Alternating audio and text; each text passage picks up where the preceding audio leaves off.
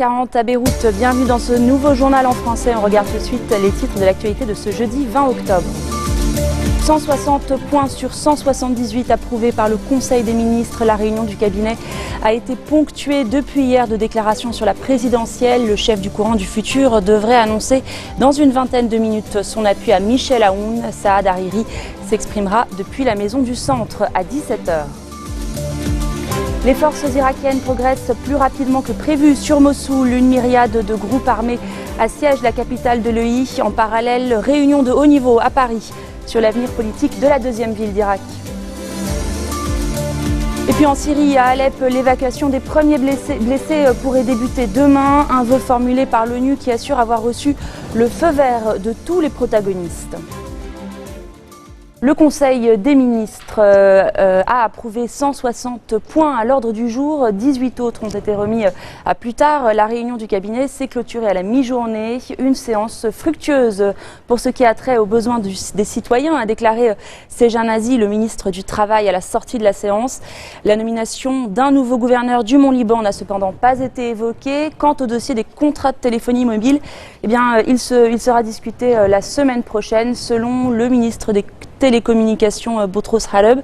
Et enfin, rappelons que Gebran Bassil, le chef du CPL et ministre des Affaires étrangères, a une nouvelle fois boycotté la réunion du gouvernement. Avec d'autres, le chef de la diplomatie libanaise entend ainsi marquer son désaccord contre l'extension des mandats de plusieurs officiels de l'armée et de ce qu'il appelle la marginalisation des chrétiens aux postes clés. Débutée hier matin, cette séance a été ponctuée de déclarations sur la présidentielle. Le leader du courant du futur, Saad Hariri, devrait annoncer aujourd'hui, dans quelques minutes exactement, son appui à Michel Aoun. L'ancien Premier ministre doit s'exprimer depuis la maison du centre à 17h où nous serons bien entendu en direct. Le chef du CPL a déjà été adoubé par le Hezbollah et les forces libanaises. Les chauffeurs de camions bloquent l'accès au centre d'inspection mécanique à Haddad. La Sûreté Générale annonce avoir arrêté 8 Syriens appartenant à un groupe qualifié de terroriste. L'un d'eux a admis qu'il a été chargé de louer un appartement pour loger des kamikazes, leur préparer des ceintures explosives et les emmener au lieu prévu pour un attentat. Selon la Sûreté Générale, les opérations suicides devaient avoir lieu contre des restaurants et des forces de la FINUL.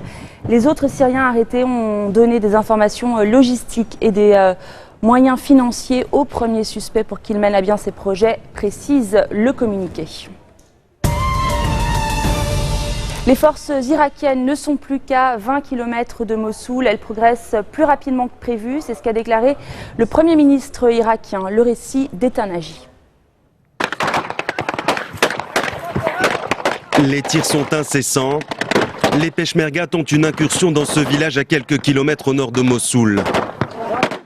Sur ce front, l'offensive est ralentie. Les combattants kurdes font face à des centaines de djihadistes déterminés.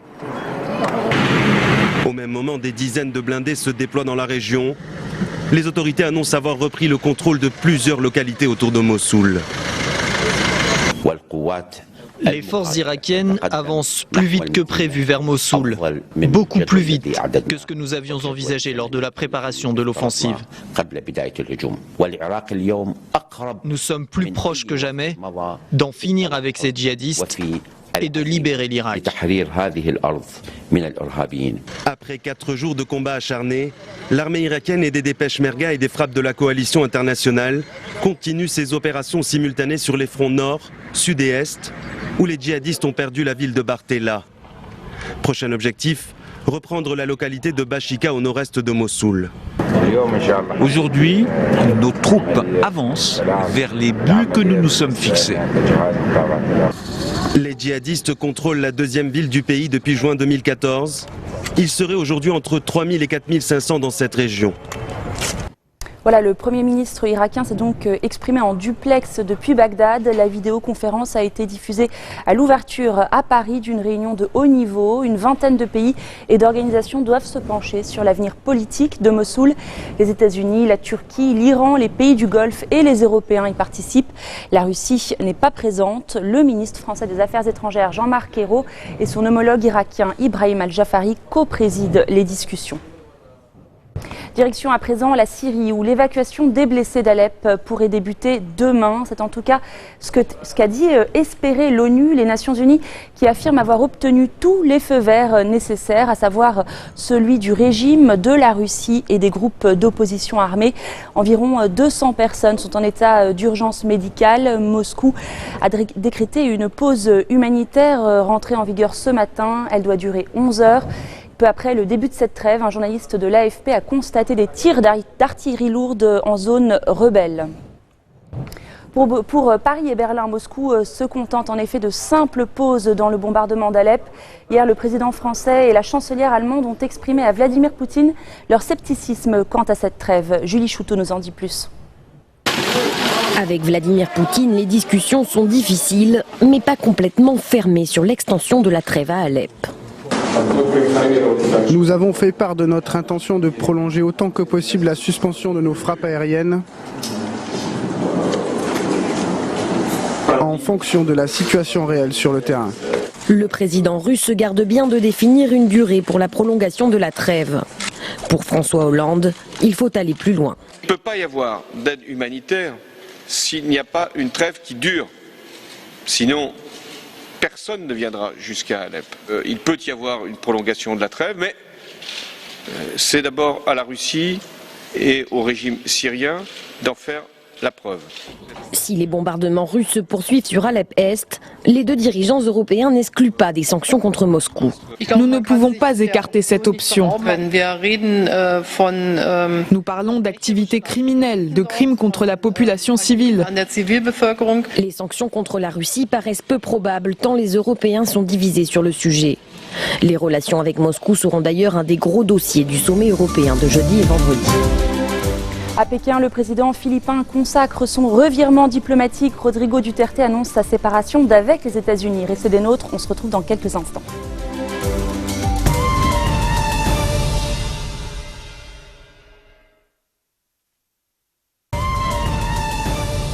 À Pékin, le président philippin a donc annoncé sa séparation d'avec les États-Unis. Le chef d'État consacre ainsi son revirement diplomatique vers la Chine au détriment du traditionnel allié américain. Après un sommet avec son homologue chinois Xi Jinping, Rodrigo Duterte a profité d'un forum économique pour annoncer la nouvelle. Une position saluée par la Chine et qui tranche radicalement avec celle de son prédécesseur Benigno Aquino, lequel dénonçait farouchement quant à lui les prétentions chinoises en mer de Chine méridionale. C'était hier le troisième et dernier débat présidentiel aux États-Unis. Je vous propose de revenir sur les moments forts de l'échange entre les deux prétendants à la Maison-Blanche. Loser concedes to the winner. Are you saying you're not prepared now to commit to that principle? What I'm saying is that I will tell you at the time. I'll keep you in suspense. Well, okay? Chris, let me respond to that because that's horrifying. La phrase est inédite. Donald Trump laisse entendre qu'il pourrait ne pas accepter le résultat du scrutin. Une déclaration choc qui close ce dernier débat extrêmement tendu. Regard en chien de faïence, pas de poignée de main. Les deux candidats ont tenté de cogner le plus possible. Elle joue la peureuse. Poutine, de ce que je vois, n'a aucun respect pour cette personne. Parce qu'il préfère avoir une marionnette en tant que président des États-Unis. Pas de marionnette, c'est vous la marionnette. Autre point de discorde, l'immigration clandestine. Sans surprise, Donald Trump défend son projet de construire un mur à la frontière avec le Mexique, ce à quoi s'oppose fermement l'ex-première dame. Donald parle d'un mur qu'il veut construire. Il est allé au Mexique, il a rencontré le président et il n'y en a même pas parlé. Je pense que c'est une idée qui déchirerait notre pays. Les deux candidats ont également une vision très différente sur le contrôle des armes à feu. Hillary Clinton souhaite des réglementations justes en la matière. Elle s'est heurtée à une fin de non-recevoir du candidat républicain. Nous allons nommer à la Cour suprême des juges qui vont aider le deuxième amendement, qui ne vont pas l'abîmer. La Cour suprême, c'est l'un des enjeux les plus importants de cette présidentielle. Car le prochain chef de l'État pourrait avoir à nommer plusieurs juges et donc donner l'orientation de la Cour pour des dizaines d'années à venir. Pour conclure, chacun pique là où ça fait mal. Donald Trump agite une nouvelle fois le spectre d'une élection truquée, dénonçant notamment l'attitude des médias. Hillary Clinton, elle, ne cesse de remettre en cause la légitimité de son adversaire en tant que président. Jetons un coup d'œil enfin sur ce rendez-vous incontournable du marché de l'art contemporain. Sous la verrière du Grand Palais à Paris, la FIAC accueille jusqu'à samedi pas moins de 200 galeries. Visite guidée en images. Il semble déjà épuisé, ce drôle de couple, objet de toutes les curiosités. Mais c'est une sculpture américaine, l'une des œuvres des 1300 artistes présents à la FIAC cette année. Moi je trouve que c'est vraiment l'Amérique qui est vraiment fatiguée, et elle est tout à fait à l'image actuelle. La Foire internationale d'art contemporain, l'événement incontournable du marché de l'art. Presque 200 galeries exposent venues de 25 pays. L'entrée publique coûte quand même 35 €. Ça permet de s'initier, passer d'un univers à l'autre très rapidement, prendre l'adresse des galeries qu'on va préférer et le reste de l'année aller les visiter gratuitement. L'an dernier, l'événement avait attiré plus de 70 000 visiteurs.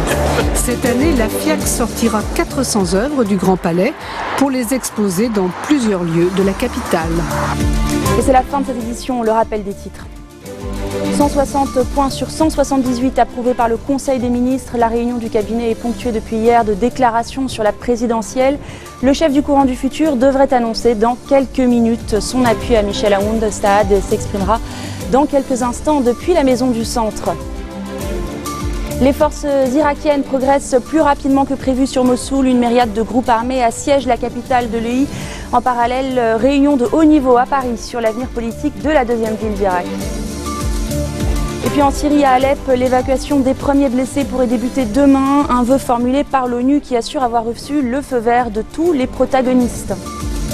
Merci de votre attention, excellente soirée et à demain, même heure, pour un nouveau journal en français.